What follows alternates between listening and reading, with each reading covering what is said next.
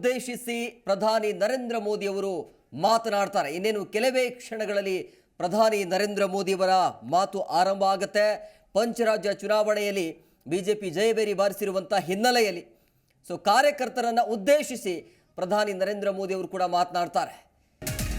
ದೆಹಲಿಯ ಬಿಜೆಪಿ ಕಚೇರಿಯಲ್ಲಿ ಪ್ರಧಾನಿ ನರೇಂದ್ರ ಮೋದಿ ಅವರು ಮಾತನ್ನ ಶುರು ಮಾಡ್ತಾರೆ. ಇನ್ನೇನು ಕೆಲವೇ ಕ್ಷಣಗಳಲ್ಲಿ ದೆಹಲಿಯ ಬಿಜೆಪಿ ಕಚೇರಿಯತ್ತ ಪ್ರಧಾನಿ ನರೇಂದ್ರ ಮೋದಿ ಅವರು ಭೇಟಿಯನ್ನು ನೀಡುತ್ತಾರೆ. 3 ರಾಜ್ಯಗಳಲ್ಲಿ ಬಿಜೆಪಿಗೆ ಅಭೂತಪೂರ್ವ ವಿಜಯ ಸಿಕ್ಕಿದೆ. ಹಾಗಾಗಿ ಕಾರ್ಯಕರ್ತರನ್ನ ಉದ್ದೇಶಿಸಿ ಪ್ರಧಾನಿ ನರೇಂದ್ರ ಮೋದಿ ಅವರು ಕೂಡ ಮಾತನಾಡ್ತಾರೆ. ಹಾಗಾಗಿ ಇದಕ್ಕಿಂತ ಮುಂಚೆ ಈಗ ಜೆ.ಪಿ. ನಡ್ಡಾ ಅವರು ಕೂಡ ಈ ಒಂದು ಕಾರ್ಯಕರ್ತರನ್ನ ಉದ್ದೇಶಿಸಿ ಜಯಬೇರಿ ಯಾವ ರೀತಿಯಾಗಿತ್ತು, ಅವರ ಕೆಲಸ ಕಾರ್ಯಗಳು ಹೇಗಿತ್ತು ಅನ್ನೋದ್ರ ಬಗ್ಗೆ ಮಾತನಾಡ್ತಾ ಇದ್ದಾರೆ.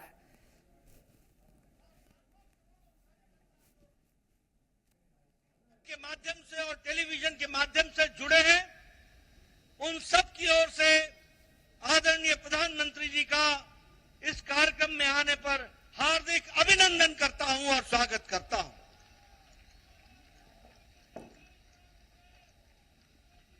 जब हम प्रधानमंत्री जी का अभिनंदन करते हैं तो दिल से उनको हम धन्यवाद भी देते हैं.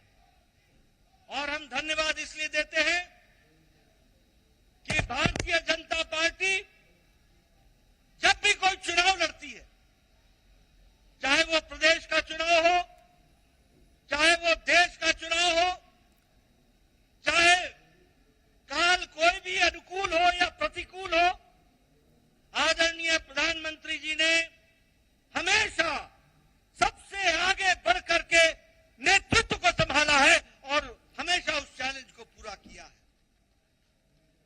He has always led the campaign from the front और उन्होंने अथक प्रयास, अथक मेहनत और संगठन और चुनाव के राजनीति और रणनीति की छोटी छोटी बारीकियों से लेकर उससे निकलने वाले नतीजे तक का खुद ध्यान रखते हुए चुनाव को इस मुकाम तक पहुंचाया है और एक नहीं अनेकों चुनाव को पहुंचाया है. ऐसे हमारे यशस्वी प्रधानमंत्री जी हैं. मित्रों, ये जो संदेश इस चुनाव के नतीजों ने दिया है वो स्पष्ट बताता है कि देश ने समझ लिया है कि अगर कोई गांव को मजबूती दे सकता है तो वो प्रधानमंत्री नरेंद्र मोदी जी दे सकते हैं.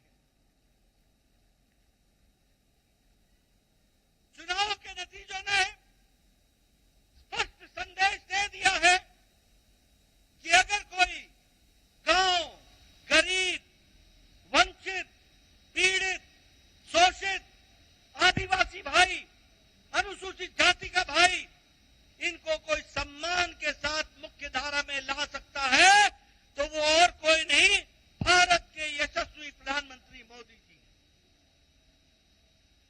और इसीलिए चाहे महिलाओं का सशक्तिकरण हो, चाहे किसान को सम्मान देने की बात हो, चाहे युवाओं की आकांक्षाओं और आशाओं को आगे बढ़ाने का, उनके सपनों को साकार करने का काम हो, वो सबको अगर विश्वास है तो आदरणीय प्रधानमंत्री मोदी जी के ऊपर है जिनके माध्यम से वो आगे बढ़ रहे हैं. मित्रों, मैं यहां आपको यह भी कहना चाहता हूं,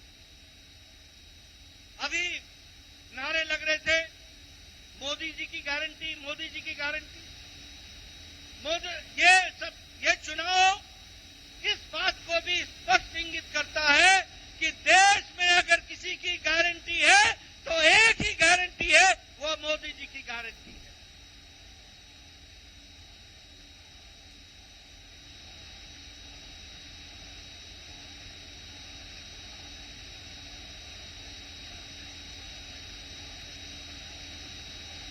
और यह चुनाव के नतीजे एक और संदेश देते हैं जो स्पष्ट है कि मोदी जी है तो ये स्पष्ट हम सबको देखने को मिलता है.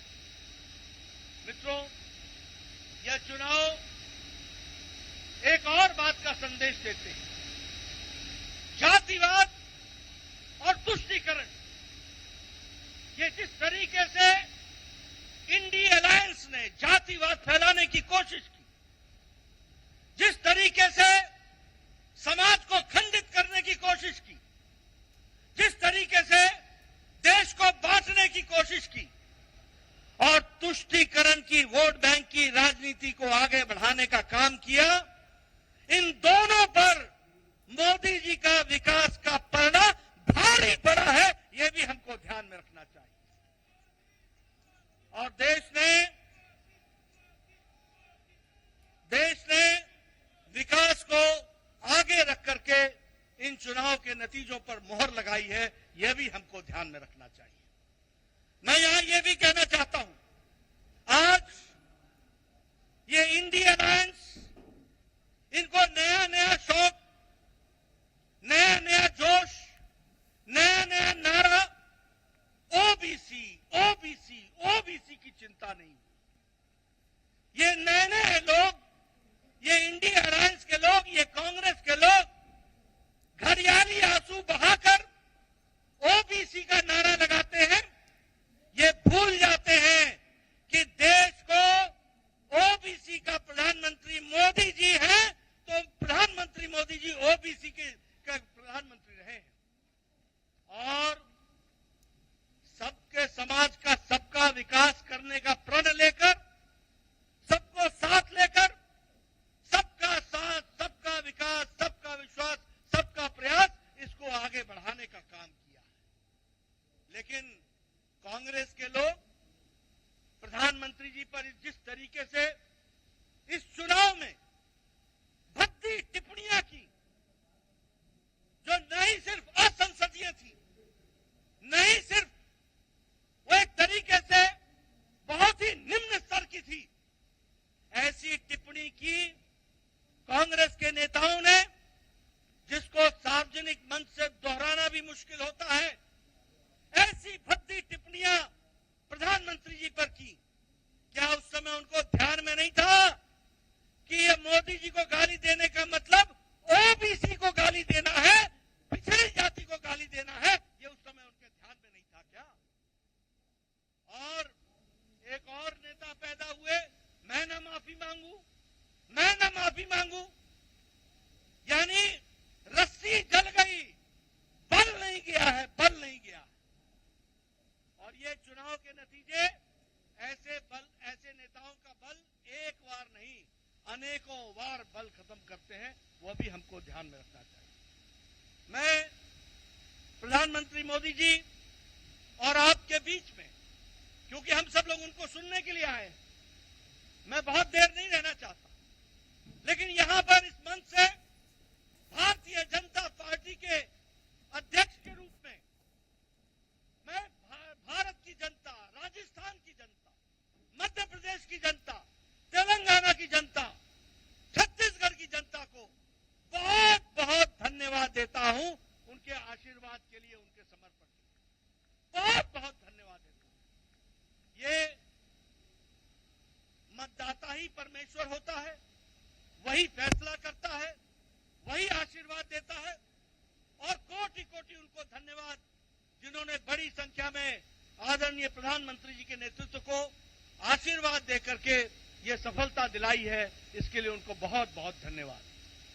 मैं इसके साथ साथ मेरे सामने बैठे कार्यकर्ता, हमारे नेता, हमारे अध्यक्ष और आपसे जुड़े हुए और टेलीविजन के माध्यम से जुड़े हुए हमारे लाखों कार्यकर्ताओं को भी मैं धन्यवाद देता हूं, जिन्होंने इस चुनाव को मोदी जी के नेतृत्व में पूरी ताकत के साथ लड़ा और यशस्वी हुए हैं, उसके लिए भी मैं उनको धन्यवाद देता हूं। मेरे से अक्सर पत्रकार पूछते थे, रणनीति क्या है, रणनीति क्या है?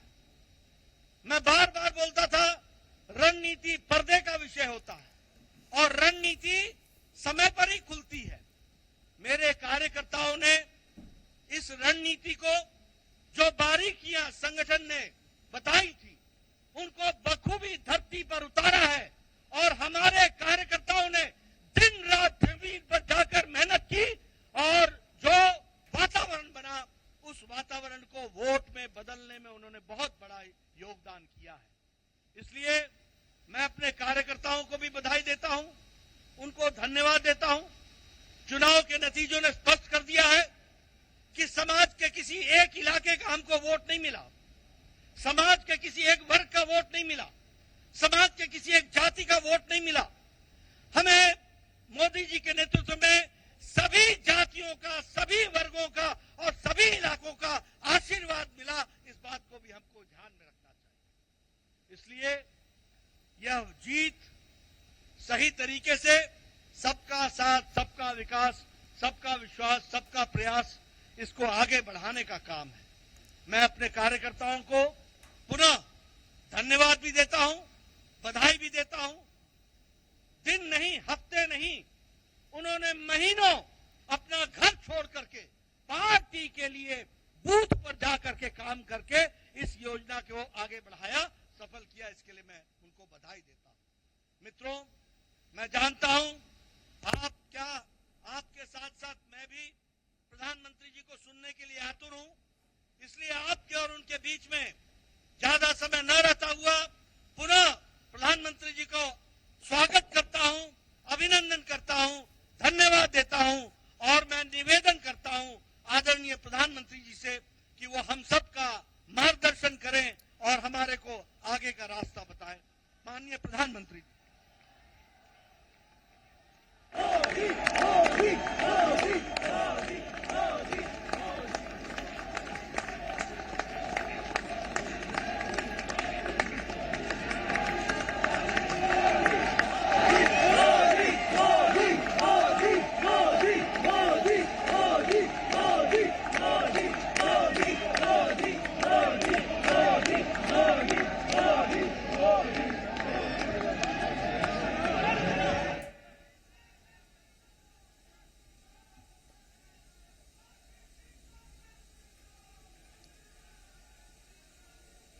भारत माता की आवाज तेलंगाना तक पहुंचनी चाहिए। भारत माता की, भारत माता की। आज की विजय ऐतिहासिक है, अभूतपूर्व है। आज सबका साथ, सबका विकास की भावना जीती है। आज विकसित भारत के आह्वान की जीत हुई है। आज आत्मनिर्भर भारत के संकल्प की जीत हुई है। आज वंचितों को वरीयता के विचार की जीत हुई है। आज भारत के विकास के लिए राज्यों का विकास, इस सोच की जीत हुई है।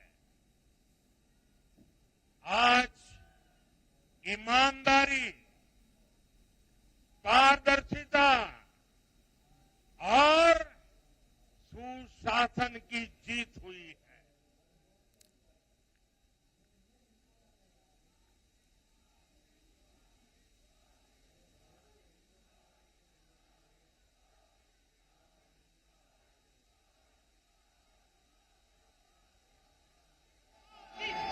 मैं इस मंच से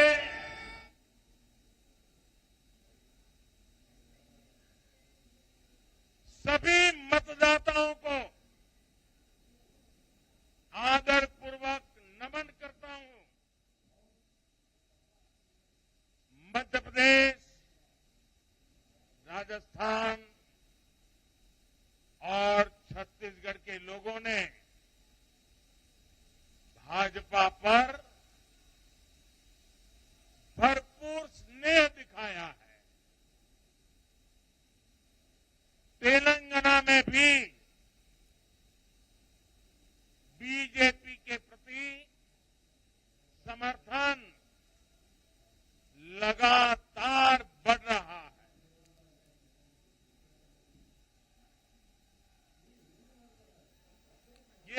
सभी का सौभाग्य है जब अपने परिवारजनों से इतना प्यार मिलता है, विश्वास मिलता है, तो मैं व्यक्तिगत रूप से अनुभव करता हूं कि मेरी जिम्मेदारी और अधिक बढ़ जाती है। आज भी मेरे मन में यही भाव है। मैं अपनी माताओं, बहनों, बेटियों के सामने, मैं अपने युवा साथियों के सामने,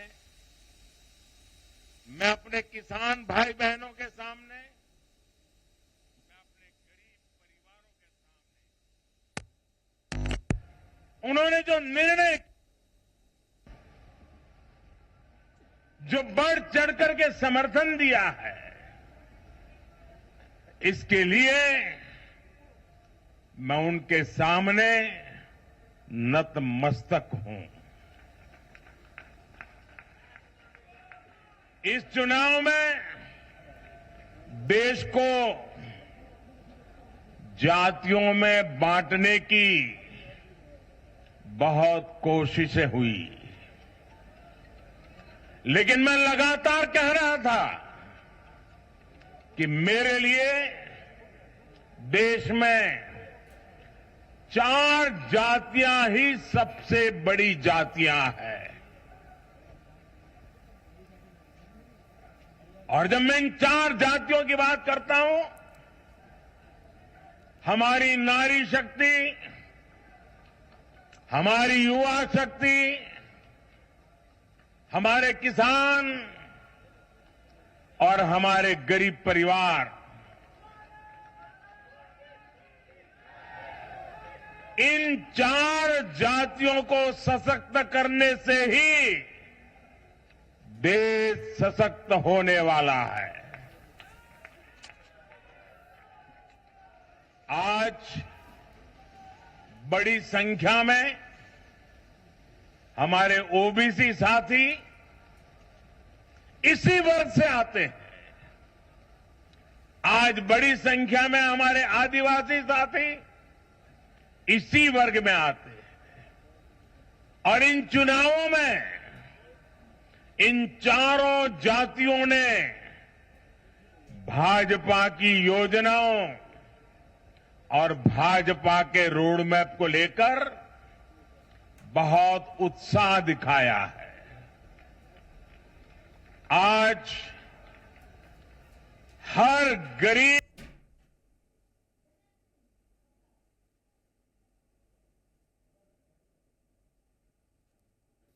भावना जीती है।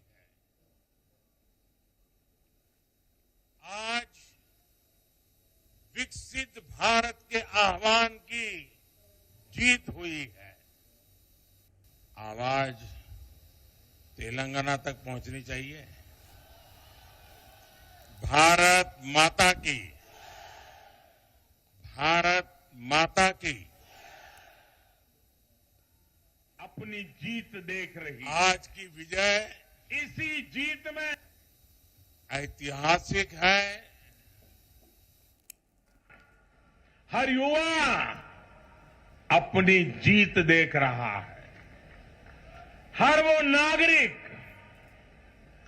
इसे अपनी सफलता समझ रहा है जो 2047 में भारत को एक विकसित राष्ट्र देखना चाहता है।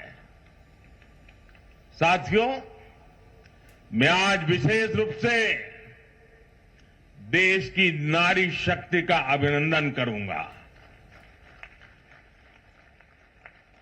रैलियों में मैं अक्सर कहता था कि इन चुनावों में नारी शक्ति ये ठान कर निकली है कि भाजपा का परचम लहराएगी। और जब देश की नारी शक्ति किसी का सुरक्षा कवच बन जाए तो कैसी भी ताकत उसे नुकसान नहीं पहुंचा सकती।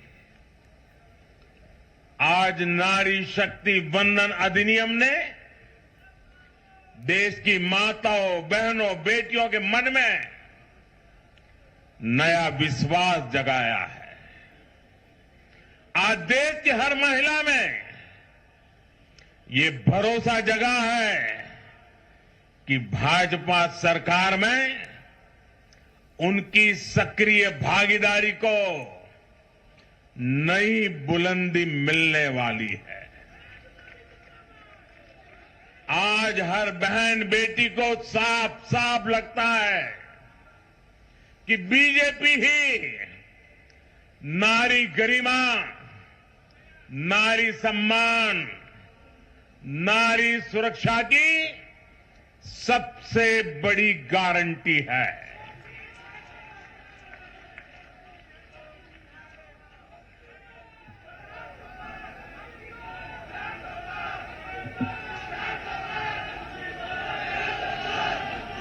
उन्होंने देखा है कि बीते 10 वर्षों में भाजपा ने उन तक टॉयलेट, बिजली, गैस, नल से जल, बैंक में खाते, ऐसी बुनियादी सुविधाएं पहुंचाने के लिए कितनी ईमानदारी से काम किया है। आज वो देख रही है कि कैसे बीजेपी घर परिवार में, समाज में उनकी आर्थिक भागीदारी बढ़ाने के लिए उन्हें रोजगार, स्वरोजगार के नए अवसर देने के लिए निरंतर काम कर रही है। नारी शक्ति का विकास बीजेपी के विकास मॉडल का एक महत्वपूर्ण स्तंभ भी है और इसलिए इन चुनावों में महिलाओं ने, बहनों, बेटियों ने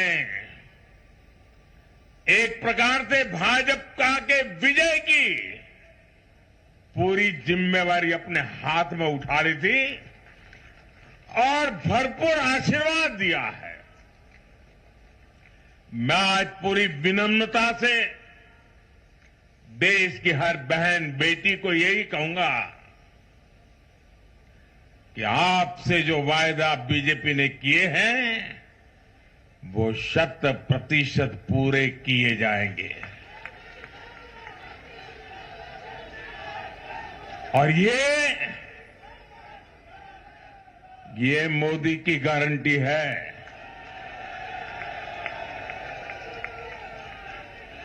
और मोदी की गारंटी यानी गारंटी पूरा होने की गारंटी। साथियों, चुनाव नतीजों ने एक और बात स्पष्ट की है। देश का युवा सिर्फ और सिर्फ विकास चाहता है। जहां भी सरकारों ने युवाओं के खिलाफ काम किया है वो सरकारें सत्ता से बाहर हुई है। चाहे राजस्थान हो, छत्तीसगढ़ हो या तेलंगाना हो, ये सारी सरकारें पेपर लीक और भर्ती घोटालों के आरोपों में गिरी हुई थी। परिणाम यह हुआ कि इन तीनों ही राज्यों में सत्ता में बैठे दल अब सरकार से बाहर है। आज देश के युवा में ये भरोसा लगातार बढ़ रहा है कि बीजेपी ही उसकी आकांक्षाएं समझती है, उसके लिए काम करती है। देश का युवा ये जानता है कि बीजेपी की सरकार युवा हितैषी होती है, युवाओं के लिए नए अवसर बनाने वाली होती है। साथियों, आज देश का आदिवासी समाज भी अब खुलकर अपनी बात रख रहा है। ये वो आदिवासी समाज है जो कांग्रेस की नीतियों की वजह से 7 दशक तक पीछे रहा, जिसे अवसर नहीं दिए गए। इनकी जनसंख्या आज 10 करोड़ के आसपास है। हमने गुजरात के चुनाव परिणामों में भी ये देखा है, जिस कांग्रेस ने आदिवासी समाज को कभी पूछा तक नहीं, उस आदिवासी समाज ने कांग्रेस का सफाया कर दिया। यही भावना आज हमने एमपी, छत्तीसगढ़ और राजस्थान में भी देखी है। इन राज्यों की आदिवासी अंचल की सीटों पर कांग्रेस का सुपड़ा साफ हो गया है।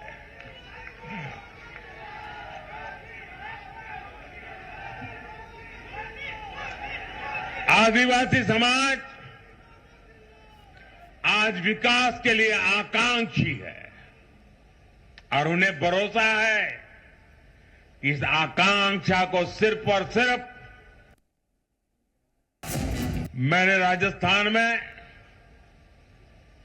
मावजी महाराज को प्रणाम करते हुए उन्हीं की धरती पर ये भविष्यवाणी की थी कि राजस्थान में कांग्रेस सरकार लौट करके नहीं आएगी। मैं भविष्यवेत्ता नहीं हूं, लेकिन मेरा राजस्थान के लोगों पर भरोसा था, वहां की जनता पर भरोसा था। और आज हम नतीजे देख रहे हैं। मध्य प्रदेश ने भी हमें फिर दिखाया है कि भाजपा के सेवा भाव का कोई विकल्प नहीं है। 2 दशक से वहां भाजपा की सरकार है और इतने वर्षों के बाद भी भाजपा पर भरोसा लगातार मजबूती हो रहा है। छत्तीसगढ़ के परिवारजनों को तो जब मैं वहां चुनाव सभाओं में गया तो मैं खुद ही पहली सभा में, छत्तीसगढ़ के चुनाव की पहली सभा में मैंने खुद कहा था कि मैं आपसे कुछ मांगने नहीं आया हूं, मैं तो आपको 3 दिसंबर के बाद सरकार बनेगी तो शपथ समारोह में निमंत्रण देने के लिए आया। छत्तीसगढ़ के परिणाम से साफ है कि हर परिजन ने उस बात को स्वीकार किया है। मैं तेलंगाना की जनता और तेलंगाना के भाजपा कार्यकर्ताओं का विशेष आभार व्यक्त करता हूं। हर चुनाव में तेलंगाना में भाजपा का ग्राफ लगातार बढ़ रहा है। मैं तेलंगाना के लोगों को ये विश्वास दिलाता हूं कि बीजेपी आपकी सेवा में कोई कोर कसर बाकी नहीं छोड़ेगी। भारतीय जनता पार्टी तेलंगाना అభివృద్ధి కోసం ఎల్లప్పుడూ పని చేస్తూనే ఉంటుంది. తెలంగాణతో మాకు చాలా మంచి అనుబంధం ఉంది. मेरे परिवारजनों, इस चुनाव परिणाम की गूंज सिर्फ एमपी, राजस्थान और छत्तीसगढ़ तक सीमित नहीं रहेगी. इन परिणामों की गूंज दूर तक जाएगी. पूरी दुनिया में इन चुनाव परिणामों की गूंज सुनाई देगी. ये चुनाव परिणाम भारत के विकास पर भरोसा, दुनिया के भरोसे को और मजबूती देगा. ये चुनाव परिणाम दुनिया भर के निवेशकों को भी नया विश्वास देगा. भरोसा ये कि आजादी के अमृत काल में विकसित भारत का जो संकल्प हमने लिया है, उसे जनता जनार्दन का लगातार आशीर्वाद मिल रहा है. आज दुनिया देख रही है कि भारत का लोकतंत्र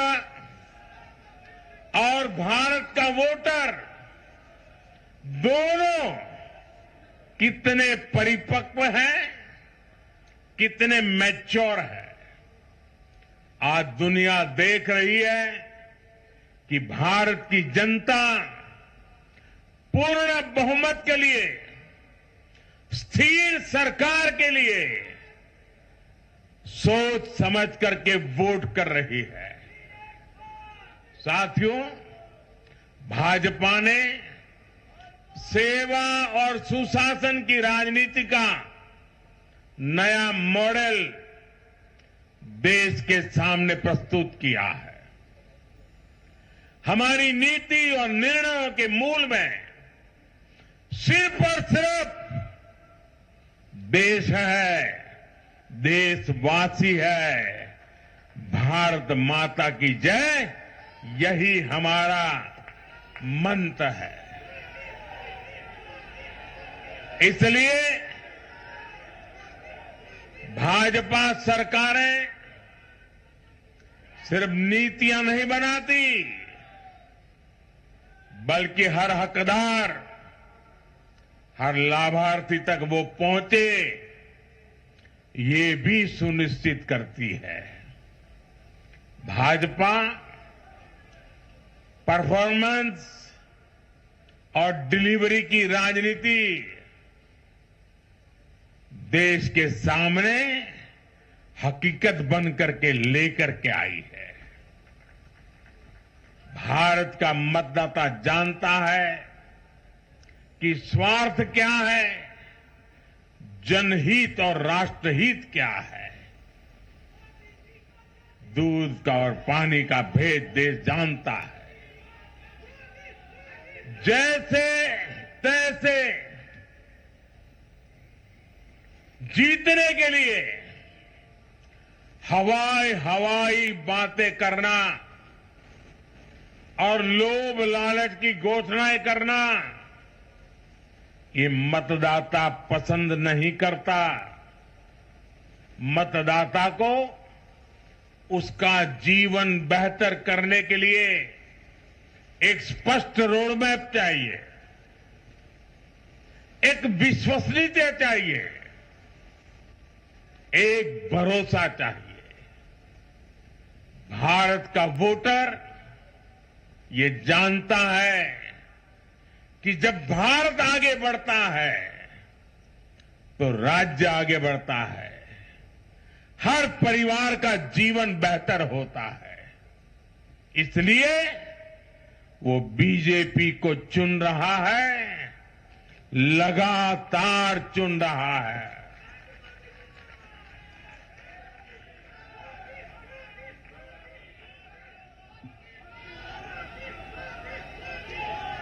और कुछ लोग तो कह रहे हैं कि आज की इस हैट्रिक ने 24 की हैट्रिक की गारंटी दे दी है।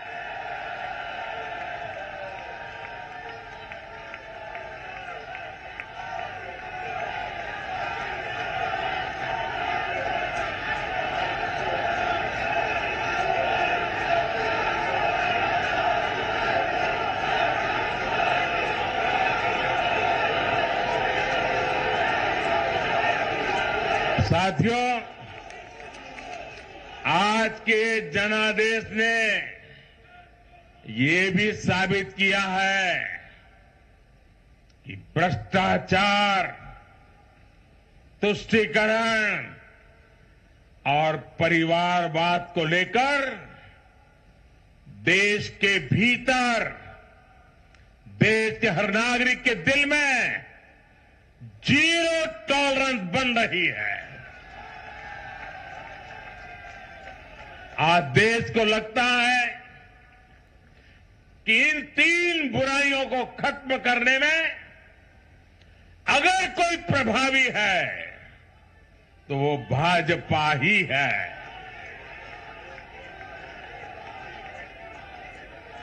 भाजपा की केंद्र सरकार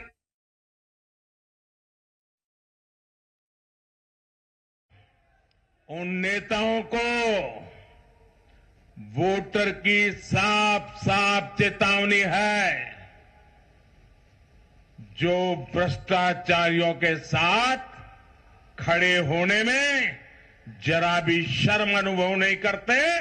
उन लोगों को देश की जनता ने आज साफ साफ संदेश दे दिया है।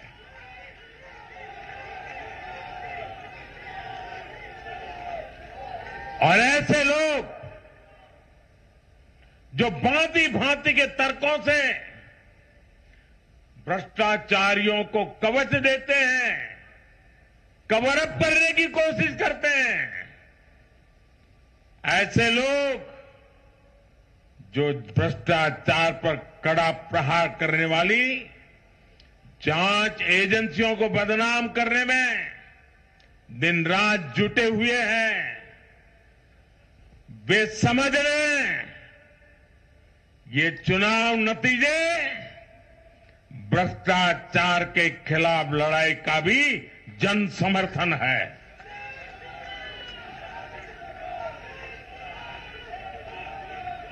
ये चुनाव नतीजे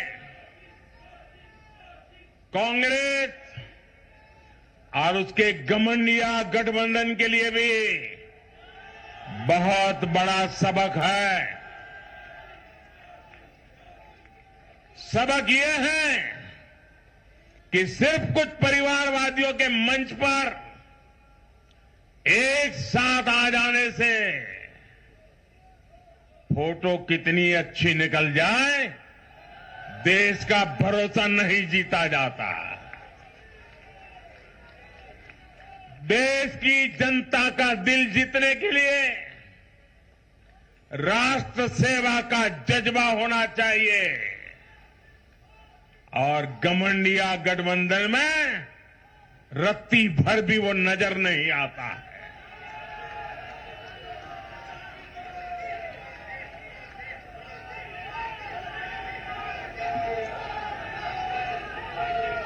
गाली गलौज, निराशा, नेगेटिविटी,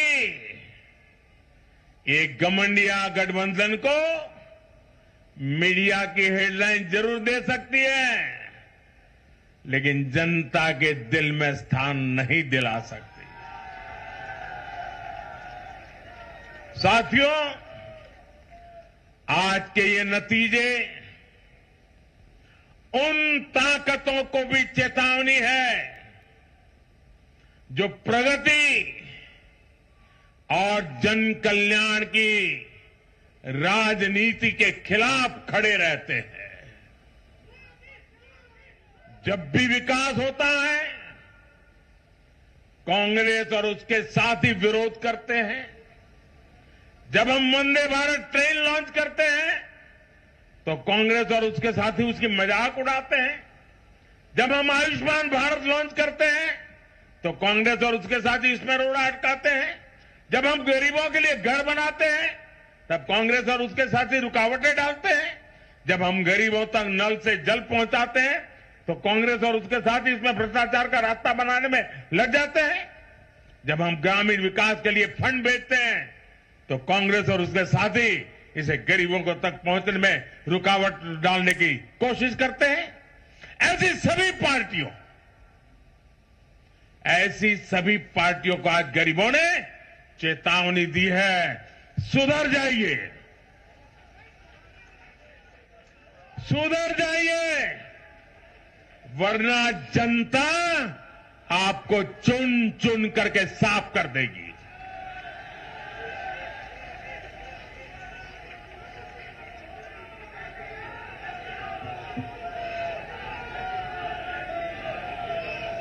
आज ऐसी पार्टियों के लिए सबक है कि केंद्र सरकार की गरीब कल्याण की योजनाओं और उनके लिए भेजे जा रहे फंड के बीच में आने की कोशिश मत करो। ये जनता का आदेश है, वरना जो बीच में आएगा उसे जनता हटा देगी। लोकतंत्र के हित में मेरी कांग्रेस और उसके साथियों को नम्रतापूर्वक सलाह है, कृपा करके ऐसी राजनीति न करें जो देश विरोधी ताकतों को बल दे, जो देश को बांटना चाहते हैं ऐसे लोगों को मजबूती दे, जो देश को कमजोर करने वाले विचारों को गति दे। साथियों, आज भारत की अर्थव्यवस्था का हर पहिया पूरी गति से घूम रहा है। कुछ लोग कह रहे थे कि विश्व में मंदी का असर भारत पर पड़ेगा, लेकिन भारत ने हर आकलन से कहीं बेहतर प्रदर्शन किया। आज भारत दुनिया की सबसे तेजी से विकसित होती आर्थिक ताकत है। आज भारत का आत्मविश्वास, भारत के लोगों का आत्मविश्वास अभूतपूर्व स्तर पर है। आज भारत में, आज देश में रिकॉर्ड जीएसटी कलेक्शन हो रहा है, कृषि उत्पादन के नए रिकॉर्ड बन रहे हैं, भारत के शेयर मार्केट पर भरोसा चरम पर है। आज भारत के निर्यात के नए रिकॉर्ड बन रहे हैं, यूपीआई ट्रांजैक्शन के नए रिकॉर्ड बन रहे हैं, त्योहारों में खरीद के नए रिकॉर्ड बन रहे हैं, गाड़ियों की सेल के नए रिकॉर्ड बन रहे हैं। आज भारत में सीमेंट प्रोडक्शन बढ़ रहा है, कोयला प्रोडक्शन बढ़ा है, आज भारत में स्टील उत्पादन बढ़ा है, बिजली उत्पादन बढ़ा है। दुनिया भर की कंपनियां भारत में मैन्युफैक्चरिंग के लिए आतुर है। हवाई यात्रा करने वालों की संख्या उच्चतम स्तर पर है। होम लोन में भी, उस सेक्टर में भी बहुत अधिक वृद्धि देखी जा रही है। साथियों, आज भारत का फिजिकल इंफ्रास्ट्रक्चर पूरी तरह से ट्रांसफॉर्म हो रहा है। आप देखिए, चारों तरफ एक्सप्रेसवे का, इंडस्ट्रियल कॉरिडोर का जाल बिछ रहा है। भारतीय रेल आज अपने ट्रांसफॉर्मेशन के सबसे बड़े दौर से गुजर रही है। आज देश में नए रेलवे स्टेशन बन रहे हैं, आधुनिक ट्रेनें आ रही हैं। गति नहीं है, संकल्प नए है। और मैं देशवासियों को कहना चाहता हूं, हर देशवासी को कहना चाहता हूं, और मैं मेरे ट्रैक रिकॉर्ड के आधार पर कहना चाहता हूं, बड़ी ईमानदारी से कहना चाहता हूं, बड़ी जिम्मेदारी से कहना चाहता हूं, आपके सपने मेरे देशवासियों आपके सपने वो मेरा संकल्प है।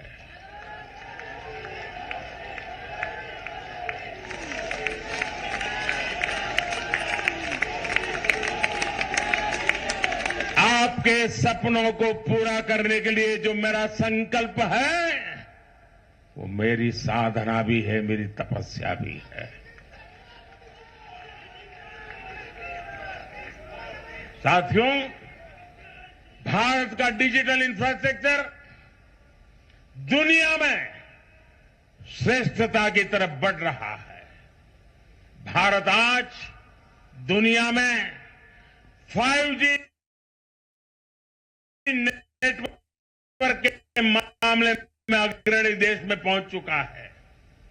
आज भारत में गांव-गांव तक ऑप्टिकल फाइबर पहुंच रहा है। आज देश के सोशल इंफ्रास्ट्रक्चर पर भी अभूतपूर्व गति से काम हो रहा है। हर गरीब को मुफ्त राशन वाली योजना अगले 5 साल के लिए बढ़ा दी गई है। भाजपा सरकार में 4 करोड़ गरीब परिवारों के पक्के घर बन चुके हैं। हम हर गरीब परिवार को पक्की छत देने के संकल्प की ओर तेजी से बढ़ रहे हैं। घर घर नल से जल, ये अभियान तेज गति से चल रहा है। आज देश में रिकॉर्ड गति से नए अस्पताल बन रहे हैं, मेडिकल कॉलेज बन रहे हैं, कॉलेज और यूनिवर्सिटीज की संख्या बढ़ रही है। साथियों, आज भारत आगे बढ़ रहा है। भारत का नागरिक आगे बढ़ रहा है। भारत के लोग इस मोमेंटम को बनाए रखना चाहते हैं। अब इससे पीछे नहीं हटना है, और पीछे हटना ये मोदी को तो कभी स्वीकार नहीं हो सकता है। भारत के लोग स्टेबिलिटी चाहते हैं, स्थायित्व चाहते हैं। भारत के लोग विकसित भारत की यात्रा को गति देना चाहते हैं। मैं देश के प्रत्येक युवा को आह्वान करता हूं, वो विकसित भारत का एम्बेसडर बने, वो विकसित भारत के संकल्पों का नेतृत्व करें। मैं भाजपा कार्यकर्ताओं से भी कहूंगा, प्रत्येक भाजपा कार्यकर्ता नमो ऐप पर जाएं और कम से कम 10 लोगों को विकसित भारत का एम्बेसडर बनाएं। हमें आज एक ऐसी पीढ़ी तैयार करनी है जिसका सपना हो विकसित भारत, जिसका संकल्प हो विकसित भारत, जिसकी साधना हो विकसित भारत, जिसका समर्पण हो विकसित भारत। साथियों, विकसित भारत के निर्माण के लिए ये बहुत जरूरी है कि कोई भी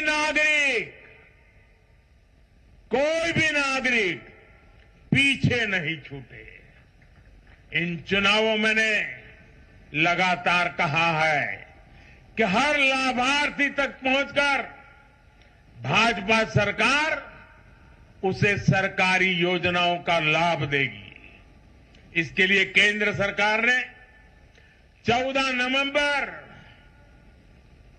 यानी जनजातीय गौरव दिवस यानी भगवान बिरसा मुंडा की जयंती से विकसित भारत संकल्प यात्रा शुरू की है।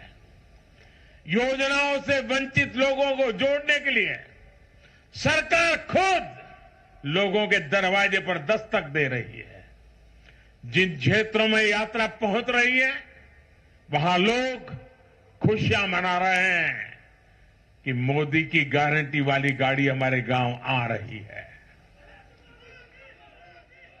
मैं आज विजय के इस समारोह से हर बीजेपी कार्यकर्ता को सलाह दूंगा, आग्रह करूंगा।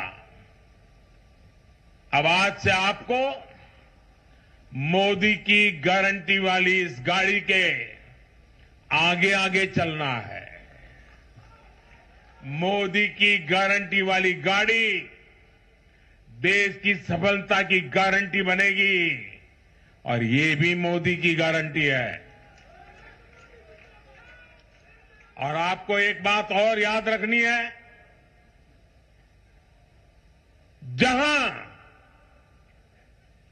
जहां दूसरों से उम्मीद खत्म होती है वहां से मोदी की गारंटी शुरू होती है।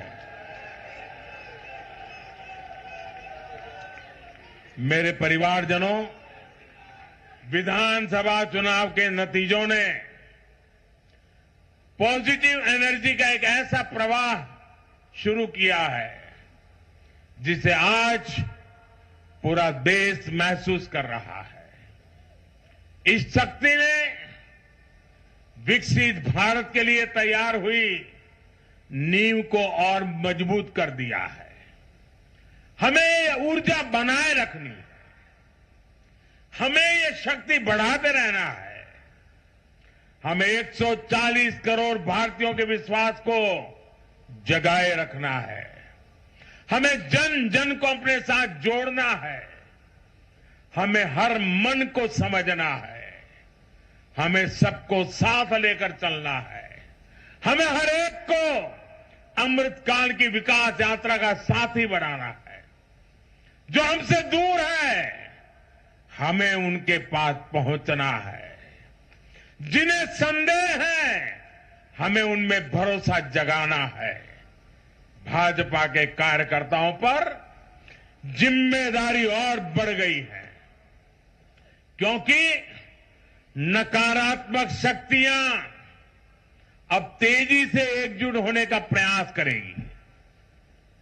देश को बांटने वाली ताकतें अब एड़ी चोटी का जोर लगाएगी। समाज में खाई पैदा करने वाले अब नए मौके तलाशेंगे। हमें उनसे मुकाबला भी करना है, उनके फेक नैरेटिव को जवाब भी देना है, लेकिन उससे बढ़कर हमें जनता के यकीन को बनाए रखना है। साथियों, उत्साह और उमंग के इस वातावरण के बीच मेरी आदत छूटती नहीं है, तो मैं फिर से वो तो करता ही रहता हूं कि मैं मूलतः संगठन से निकला हूं तो स्वभाव मेरा जाता नहीं। मैं आज पूरा दिन टीवी पे क्या चल रहा था ज्यादा समय नहीं दे पाया, देख नहीं पाया, क्योंकि मैं हमारे जो भारत का पूर्वी समुद्री तट है वहां साइक्लोन की संभावनाएं नजर आ रही हैं, जरा तेजी की संभावनाएं नजर आ रही है। और इसलिए विजय के महोत्सव में भी मैं तो यही कार्यकर्ताओं से कहूंगा, हमें साइक्लोन मिचोंग से भी सतर्क रहना है। बंगाल की खाड़ी से सटे तटीय इलाकों में इसका प्रभाव पड़ सकता है। केंद्र सरकार लगातार इस पर राज्य सरकारों से संपर्क में है, उनकी हर संभव मदद भी कर रही है। मैं तमिलनाडु, पुडुचेरी, उड़ीसा और खास तौर से आंध्र प्रदेश के भाजपा कार्यकर्ताओं से भी कहूंगा कि राज्य सरकार भले ही किसी भी दल की हो, आप पूरी शक्ति से राहत और बचाव काम में जुट जाना, प्रशासन को पूरा साथ देना, और यही एक समर्पित भाजपा कार्यकर्ता के संस्कार होते हैं। हमारे लिए दल से बड़ा देश है, हमारे दिल से भी बड़ा हमारा देशवासी है। साथियों, सबके प्रयास से ही हमने अपने संकल्पों की सिद्धि कर सकते हैं। मुझे देश की अमृत पीढ़ी है, हमारा लक्ष्य एक है। ಪ್ರತಿಕ್ಷಣದ ಸುದ್ದಿಗಾಗಿ Zee Kannada news app download ಮಾಡಿ. Live TV, latest updates, entertainment, life style, technology ಸುದ್ದಿ ನಿಮ್ಮ ಅಂಗೈಯಲ್ಲಿ.